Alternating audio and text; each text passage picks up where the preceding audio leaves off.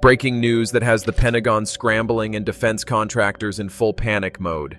Canada is reportedly considering cutting its F-35 order in half, from 88 aircraft down to potentially just 16 to 40 jets, and filling the gap with 72 Swedish Gripens equipped with British Rolls Royce engines. Saab is promising 12,600 Canadian jobs through domestic production, and here's the kicker. Rolls Royce engines mean complete ITAR-free independence from American export control. The US is furious, threatening consequences, but Canada might be done taking orders from Washington. This is the story that could redefine North American defense forever. Canada officially committed to purchasing 88 F-35A Lightning II fighters valued at 19 billion Canadian dollars. But here's what most people don't know. Canada has only signed contracts for 16 aircraft so far. That's the contractual minimum required to maintain partnership status. The remaining 72 aircraft are officially under strategic review ongoing since March 2025, with no final decision announced. Into this uncertainty, Saab has proposed a game-changing alternative: 72 Gripen E fighters plus 6 GlobalEye airborne early warning aircraft. This is a complete air power ecosystem designed specifically for Canadian operational requirements, including Arctic sovereignty, NORAD missions, and expeditionary deployments. Industry Minister Melanie Joly has publicly emphasized Canadian industrial sovereignty and job creation, statements widely interpreted as support for the Gripen proposal. Prime Minister Mark Carney, who took office in January 2025, immediately ordered a comprehensive defense procurement review, citing changed geopolitical circumstances and economic priorities. The context is critical. President Trump has threatened Canada with punishing tariffs and trade restrictions. Canada has lost approximately 200,000 manufacturing jobs due to trade wars. Against this backdrop, a proposal promising massive domestic aerospace employment carries enormous political weight. The mixed fleet concept is gaining traction.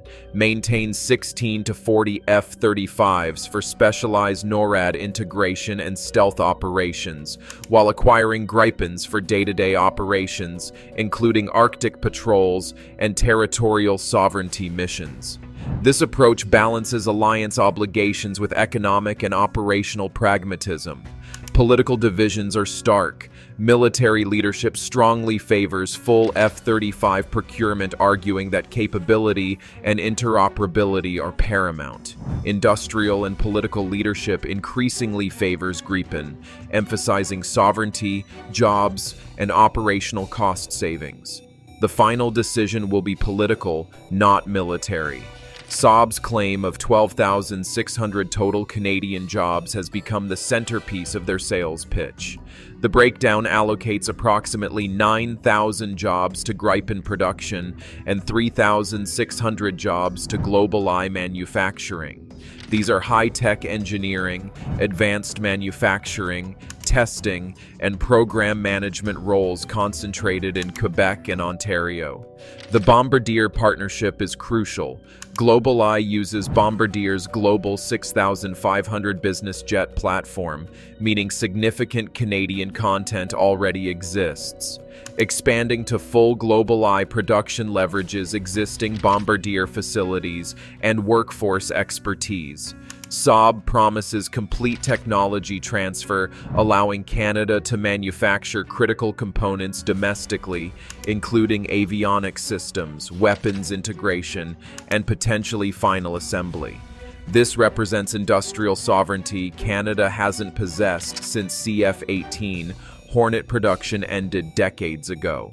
If Canada becomes the Western Hemisphere production hub exporting to Latin America, Ukraine, and other customers, the employment numbers become credible and sustainable long-term. For a federal government facing economic pressure, 12,600 high-paying aerospace jobs in politically critical provinces represents enormous appeal. The Rolls Royce EJ230 engine component transforms this from procurement option to strategic revolution. Current Gripen E fighters use American-made GEF-414 engines, requiring U.S. State Department approval for every export sale. This dependency has limited Swedish export success for decades. Rumors of Rolls-Royce EJ230 engine integration have intensified throughout 2024 and 2025. The EJ230, derived from the Eurofighter Typhoon's EJ200 power plant, produces approximately 26,000 pounds of thrust, compared to the F-414's 22,000 pounds. This isn't just an engine swap, this is a significant performance upgrade. The increased thrust enables supercruise capability, allowing sustained supersonic flight without afterburners. This dramatically extends range, reduces fuel consumption, and lowers infrared signature. But the strategic implications dwarf performance benefits. A Rolls-Royce-powered Gripen is completely ITAR-free, zero American components, zero U.S. export licenses required, zero State Department veto power. Canada could sell these aircraft to any country without seeking Washington's permission. Rolls-Royce already operates major aerospace facilities in Montreal, employing over 1,700 workers specializing in engine maintenance, repair, and component manufacturing. Expanding these facilities to support Gripen engine production creates natural industrial synergy and adds thousands of additional high-skilled Quebec jobs. This engine freedom is what terrifies Washington because it breaks American export control monopoly permanently. If Canada operates and potentially manufactures ITAR-free fighters, the precedent allows other allies to pursue similar independence.